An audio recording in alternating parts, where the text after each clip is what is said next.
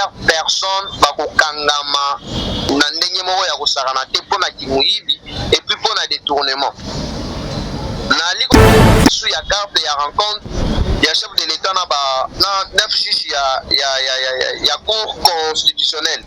Ya liboso ezali nanu il faut balobi ba immunité parlementaire ezala ya ba député ezala ya sénat ezala ba loi et protégeaka ba sénateur ba nini ba ministre o ba ancien président nyonso ezali kokwea nanu na mai parce que de plupart o ba nyonso ba travailler na politique na mbi bango tout bazali na ba dossier ebele na niveau ya justice.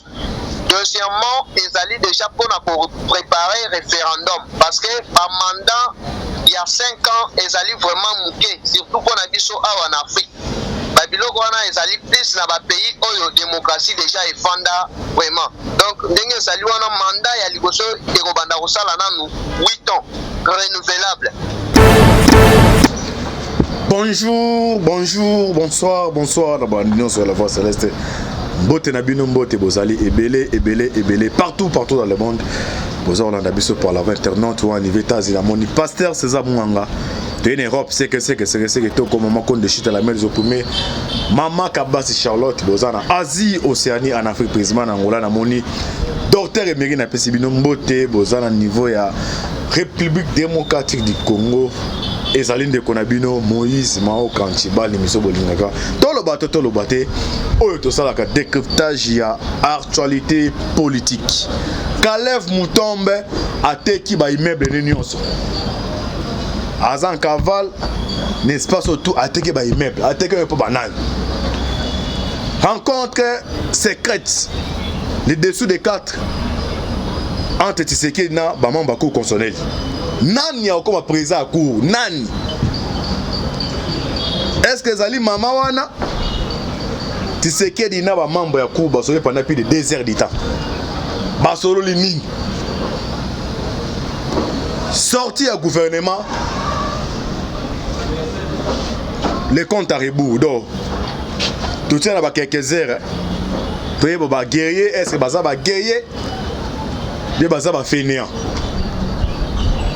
Par exemple, à Libosote, à mettre reprise, le gouvernement ya Congo et la Ramatata pour les bêta 3 mois.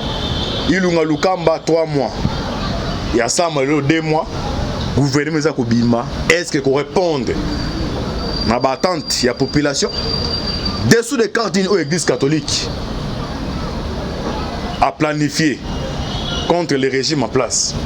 Au niveau de la commune, bato bake ko tumbe 10 est-ce que ça banane est-ce ba militaire IDPS ni eza ko se préparer eza ba siche nyonso auto limbo la biso na bino te ba situation mboka toza tozo kene wapi Richard Mouyege a regagné Kinshasa pona kene lwala Kabila sala apparition au niveau de Lubumbashi eza ba dessous des cartes par sortir ces belé yango to ko limbo la biso na bino awa. Donc on a prié makasi pour la RDC. Mboko eza mboka na biso. Neto lo à chaque fois. Et lo que zo sangisa biso za Congo. Et lo que zo kaboleza ba appartenance. Hein? Ah to boyi bambrier. Bambrier aza toujours critiquer, à critiquer solution et après ça solution. Ah to za besoin de solution. Yango na fanda ki na analyser et ça 2 ennemis. Ennemi au hasard Liban na wakati biso tout aux awa kenon oyo aza na tête mboka za la mwana mboka mais to moi c'est comme si ennemi extérieur ba combattant qui moins par rapport ennemi intérieur pour comprendre ntiba nga lobanini sans plus tarder na premier point to bani makametalia tête à tête Tshisekedi na ba membre ya cour. Na politique ya RDC ceux qui osent na seni osent na cour et sili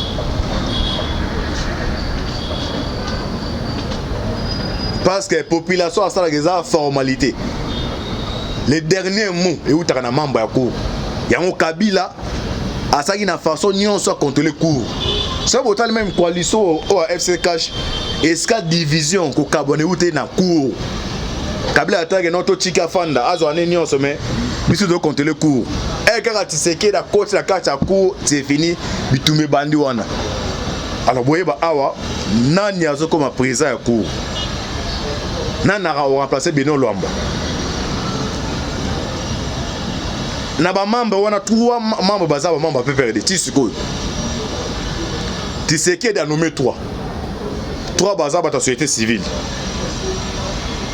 Alors désignation et ça le tirage au sort de batie ba kombo ba balusi bonana robin. Alors Tshisekedi attaque politique a rolingate président ya cour azala moto a contrôler des fois contrôler za la bongo et za la bongo sikoyo 2023 bani ko se préparer siko et bana d'abord libanda na niveau ya instance internationale kombo anani ba otinga Tshisekedi za meteni za marteau fait za Moïse Katumbi et ça les marabongo yo so politique papa politique ya Afrique oyo population qui n'a reçu les formalités et bandara air on est dans des ans déjà préparatif et bandi na niveau ba chancellerie libanda c'est combo anani ba olinga et ça les marabongo yo so fa landa kuna yo zo boule que non jour à vote au ko voter président na ponama botu na bande kwa IDPS na Tshisekedi papa bazana la politique wana ba kende ba o voter o kenda masole beta ba siko ndenge mo siko. Est-ce que na niveau chancellerie na web center wana est-ce que ba le makameta la département Afrique et ça ba condition à ça c'est Katumbi Fayulu Bemba Tshisekedi na banani et ça les masiko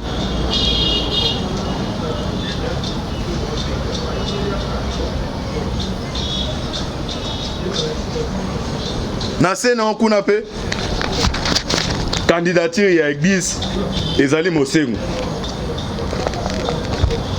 ekoleka ndenge ni alors Tshisekedi ayambi mambo ya cour ba solide pour na désignation ya président ya cour eza na kombo moko oyo ezotambola na côté ya PPRD ye azalaki directeur ya cabinet ya Minaku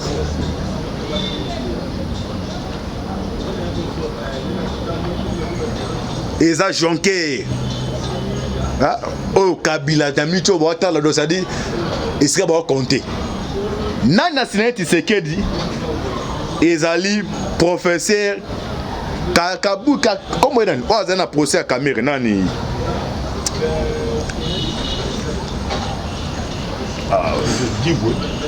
professeur wana Camere que non c'est une étoile d'araignée Kabul c'est Kabul professeur wana il pas membre ya cour ene mtasina ni va présence que non awa il faut bien sabiso ba manœuvre de chez bandi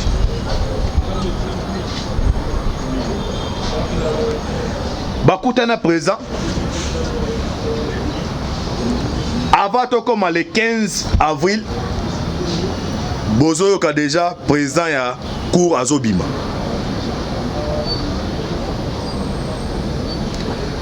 tirage au sort au barosala et cause la peine ya tout monde ya ba match penda bodo Jonker moka bima beza déjà muto ayebani kala alors awa kombo oyo ezo citame ezali mwana mwasi pe baza 9 mibali baza 8 mwana mwasi moko wana Tshisekedi anomaki c'est ça likambo eza ya ngwana tolanda article oyo tokolimbo na lingala boye besika makambo ezo kendela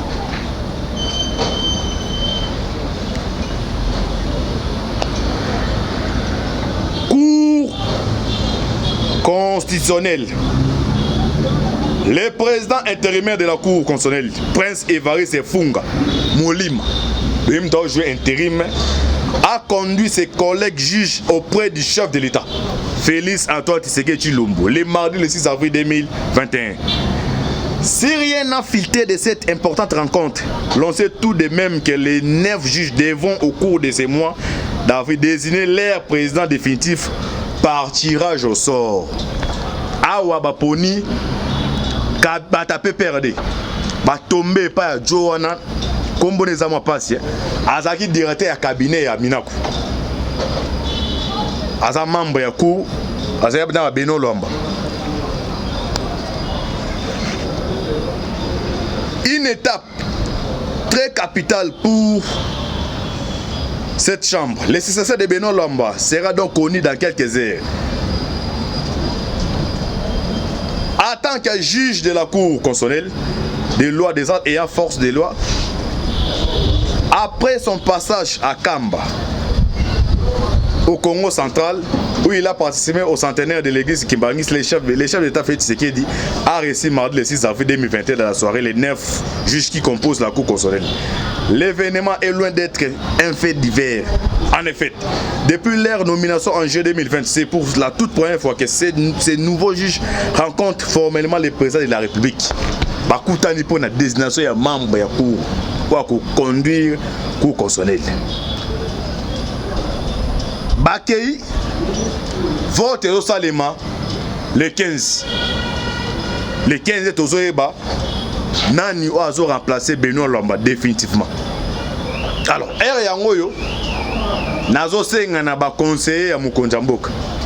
Nazo Senga na opposition. O balingi maponame Salema ndenge que les meilleurs gagnent de balobaka. Ngonga yango ezo masolo yango beta masiko. Ezana manœuvre vraiment dilateur ezo beta ma awa. Bato ebele ba oza surpris. Mamnazo ba nsi ansolo ba bongo. Tirage au sort wana bazoloba. Est-ce que les appels tirage au sort déjà jonqué des en cas tirage au sort wana. Bino bato boza zinga zinga. Bato droit de l'homme église catholique. Er yango déjà boye banani azo comme président ya cour. Pena mo de manœuvre bandi wana. Tshisekedi pe côté nae aluka asala na façon que non à contrôler mutu oyo azolinga à diriger cour parce que bon monde dans la campagne électorale c'est les awa ils ont ba député muso azana ministre muso a acheté $500,000 en jeu $200,000 pour la campagne $300,000 pour la cour so yebisa yo zem muso na $2,000 na $2,000 ko za si ata ba voter okena mutu a acheté $300,000 en jeu azali juge wana tele 100,000 ok ne veut pas balongo le combo non alors tolingi ma ponamia tout oyo soyo en 2023 soyo za la 2024 c'est nini que les maires vraiment a gagné alors ngonga yango da maso e bandi sikoyo e banda R yango e bandi to boyo musuba na osana vérité des in R yango na niva seni église catholique azo pe sa candidat nae dans 5 ans, on va remettre tambola, bazo poser Mosengo. Est-ce que Mosengo akobi sapenda président au penda koba congolais bolinga mais on s'en a ça na conférence nationale souverain. Côté à droit de l'homme, kuna to moni Paul Samp. Est-ce que bitumbeza yango? Parce que la majorité bato la muka au baza branche ya Faulu, bolinga Mosengo. Mais nati seketi na bato musu balingi Paul Samp ou FIDH so bomoni ba sanction ya Kabila bomoni bata Kabila baza sanction niveau Union européenne yé Paul Samp yé mbaza candidat à droit ya bato ya droit de l'homme donc Paul Samp FIDH à côté de l'église catholique za Mosengo na ba pasteur jusque là comme on est bandé donc R yango de ma masole bandi sikoyo mutu na mutu sika azali ozali président ya parti politique ozali mutu ya société civile masolo yango ebetami awa avant tokota na dossier ya Kalev toye na dossier ya Union Sacrée gouvernement ezobima kala mingi te nde nayebisa don l'autre fois eza gouvernement eza composé na 47 membres bana basi baozala 11 Nibali, bon, ça qui 36 sur 37. Donc 47 membres. Montir à Liboso Bakot Saki, tu sais qu'il y a des régitango, Baosa deuxième monde, des agneaux et Sili. Kabunda Roya Maroya Mabatu, Ayami va député à Union Sacrée Lobby, et aussi ça n'a pas quoi, va lancer gouvernement. Mais sur crainte à Ezaline.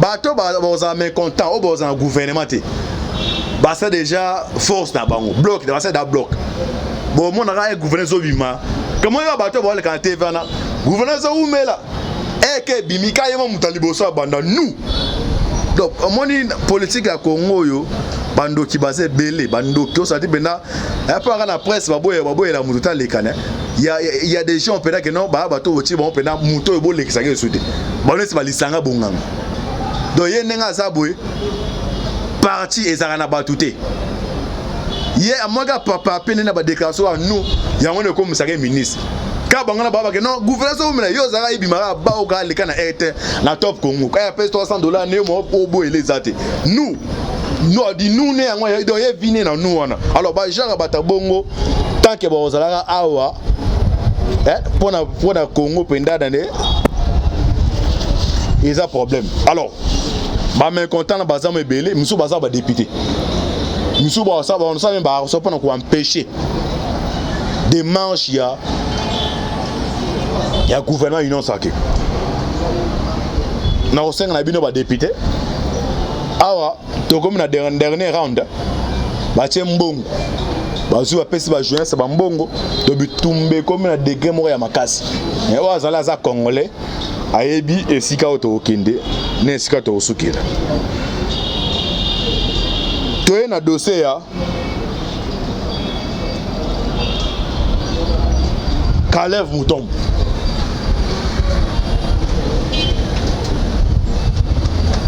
Caleb Mutombo ateki babie nae aponi asamba les 3 mains et à procès mort public mais ti sikoyo babi azan cavale azomona na te mais à la dernière minute balobi ba bien nyos ba immeuble za niva ville na banda kone azu ateki ngo pona ni neza ko se préparer pour l'Antarctique en cavale Caleb vend tous ses biens.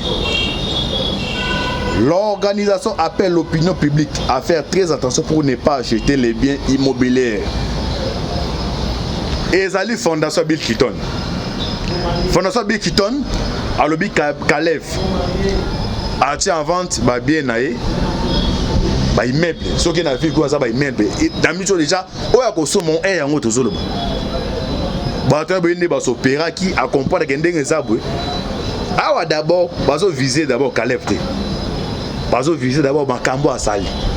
Ayebi que non Aza de Chamukangani. Alors a profiter avant procéder banda a teki ba bien nyos. Parce que yo muto o moni caméra n'exemple. Ba kangyo par exemple pour yibi 49 millions. Ba sambisio ba condamné yo.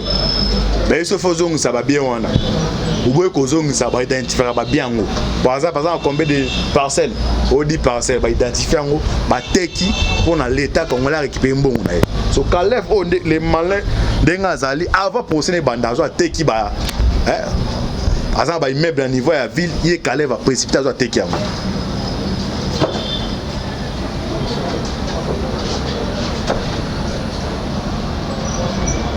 Fondation Bill Clinton et Lobini. Fondation Bill Clinton pour la paix.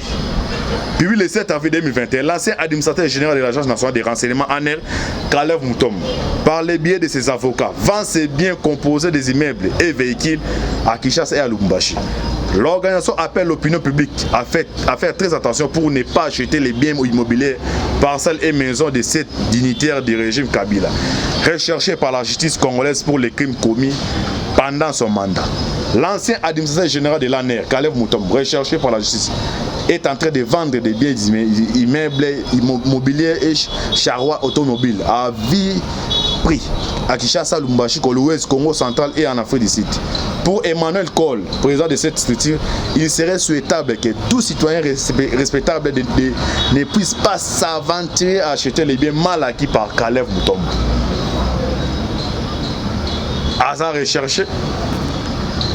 Boyi ba crime oyo aye asali na ane za na bato ba kufi o nga na yebi boye biso moto coach na ba ane wono sa so coach na ane donc au monde aux na kata ndoto bala so li félix des années on ezaki donc so okoti obimi ozo continuer makambo ya politique soit ozana kindo ki beza le umsu des aido li félo donc torti moko on peut imaginer te Calef yem ta ça va pesa out ce jour na ba éliminer Batoya pesa bado basali ba crime moko terrible. Alors les lots bazonga basambisa asengi procès à public le 3 mai. Alors avant procès banda bani côté ka ba immeuble ba vati. Alors o akosomba yango. Oui ba que non justice ça na ba adresse nyonso. Yo so ozana ba ida, ozana tembe. Ozana doute. O meki kosomba yango. Yeba que non mitalio. Alors tous on de komoko awa. Pour ça on intervenir dans Metali il y a Calef toujours.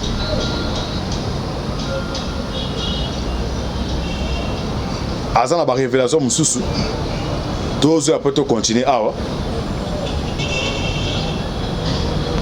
OK. Tous en de Congo.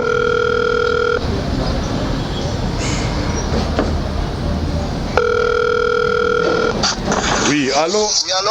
Allô, Ndeko, patient. Oui, président Moïse. Ouais. Aux en direct d'émission, tout le bateau, tout le bateau. Tout le monde intervenir pour une rencontre, il y a le président de la République qui n'a pas membre de la cour. Et puis, il y a Calef Moutombe. Oh, bandi côté Kababé, il n'y a pas de Sambissaï.